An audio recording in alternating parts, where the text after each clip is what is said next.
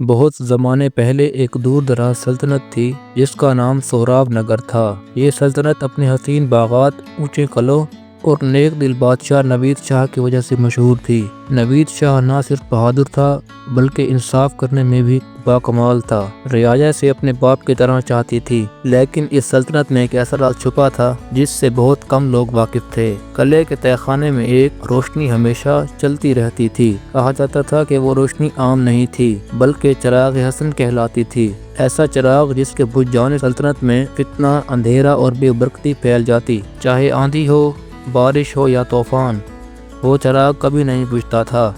بادشاہ نوید شاہ کا ایک ہی بیٹا تھا، شہزادہ ارسلان۔ وہ ذہین، سنجیدہ اور ہر بات کو جاننے کا شوق رکھنے والا لڑکا تھا۔ بچپن ہی سے وہ سوچتا رہتا تھا، آخر وہ چراغ ہمیشہ جلتا کیسے رہتا ہے؟ اس کی حفاظت کون کرتا ہے؟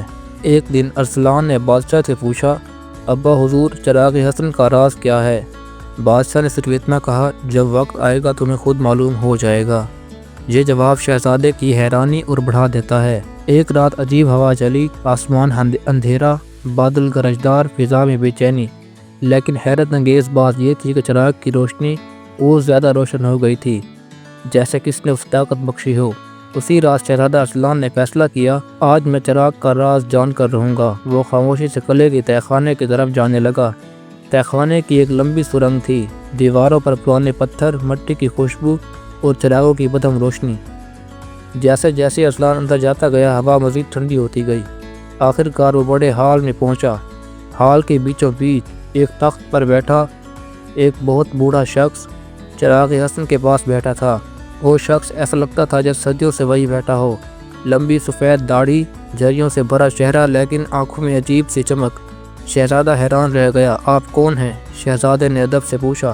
بوڑھا شخص مسکرایا، میں چراغ کا محافظ ہوں، اور تم آخر کار جہاں پہنچ گئے شہزادہ ارسلان۔ بوڑھے محافظ نے آہستہ آہستہ بولنا شروع کیا۔ صدیوں پہلے اس سلطنت پر ایک بڑا ظلم ہوا تھا۔ ایک جادوگر ظہیر الدین لوگوں سے امید اور خوشی چھین لیتا تھا۔ وہ ہر دل میں خوف بھر دیتا تھا۔ تب ایک بزرگ ولی حسن بابا آئے۔ انہوں نے اپنی نیکی اور دعا سے ظہیر الدین کے جادو کو شکست دی، لیکن جاتے جاتے حسن بابا نے ایک چراغ چھوڑا جس میں امید کی روشنی تھی۔ انہوں نے کہا تھا، جب تک یہ چراغ جلتا رہے گا اس زمین میں ظلم کا سایہ نہیں بڑھے گا، اور اس چراغ کی حفاظت کا وعدہ میرے خاندان نے کیا تھا۔ میں اس خاندان کا آخری فرد ہوں۔ شہزادہ دنگ رہ گیا۔ لیکن آپ یہاں اکیلے کیوں ہیں؟ بزرگ نے آہ بھری۔ کیونکہ لوگوں کو نہیں معلوم کہ روشنی چلتی کیسے رہتی ہے۔ یہ صرف تیل سے نہیں چلتی، یہ محبت، دعا اور خدمت سے جلتی ہے۔ بات ابھی تک چل رہی تھی کہ زمین ہلنے لگی۔ قلعہ گونج اٹھا، ایک سپاہی بھاگتا ہوا اندر آیا۔ شہزادے، دشمن سلطنت بختیار نگر نے اچانک حملہ کر دیا ہے۔ شہزادہ فوراً اوپر کی طرف لپکا، لیکن رکھتے رکھتے محافظ نے کہا، یاد رکھو اگر چراغ بجھ گیا تو دلوں کی روشنی بھی بجھ جائے گی۔ شہزادے نے سر ہلایا، میں چراغ کبھی بجھنے نہیں دوں گا۔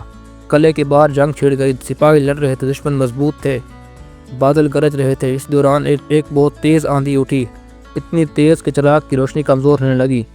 شہزادہ ارسلان واپس تہہ خانے کی طرف دوڑا۔ چراغ کی لو کانپ رہی تھی، بزرگ محافظ بھی کمزور ہو کر زمین پر جھک گئے تھے۔ وہ بولا، اب وقت آ گیا ہے، اب سے تو اس چراغ کا محافظ ہے۔ شہزادہ حیران رہ گیا۔ بزرگ دھیرے سے بولے، چراغ جسم سے نہیں دل سے جلایا جاتا ہے۔ جس کے دل میں ہمت، نیکی اور محبت ہو، وہی اس روشنی کو قائم رکھ سکتا ہے۔ اتنا کہا کہ چراغ شہزادے کے ہاتھ میں دے دیا۔ شہزادے نے چراغ کو دونوں ہاتھوں سے تھاما۔ جیسے ہی اس نے اسے دل کے قریب کیا، چراغ کی روشنی چمک اٹھی۔ وہ اتنی روشن ہوئی کہ پورا تہہ خانہ جگمگا اٹھا، پورا قلعہ، پھر پورا شہر، اور آخر میں میدان جنگ۔ دشمن سپاہیوں کی آنکھیں چندھیا گئیں، وہ پسپا ہونے لگے۔ نوید شاہ نے حیرت سے پوچھا، یہ روشنی کیسی ہے؟ یہ کیسی روشنی ہے؟ سپاہیوں نے جواب دیا، یہ شہزادہ ارسلان کی ہمت کی روشنی ہے۔ دشمن بھاگ گئے اور سوراب نگر بچ گیا۔ جنگ ختم ہوئی، بزرگ محافظ کا انتقال ہوا، اور شہزادہ ارسلان چراغ حسن کا نیا محافظ بنا۔ مگر اس نے ایک نیا قانون بنایا، چراغ صرف ایک شخص نہیں جلائے گا، پورا شہر جلائے گا، کیونکہ روشنی تب تک قائم رہتی ہے جب لوگ ایک ہو جائیں۔ لوگ روز قلعے میں آتے، دعا کرتے، نیکی کرتے، اور چراغ پہلے سے زیادہ روشن رہنے لگا، اور یوں سوراب نگر میں امن، محبت اور روشنی ہمیشہ قائم رہی۔ اخلاقی سبق: روشنی تب قائم رہتی ہے جب دلوں میں امید ہو۔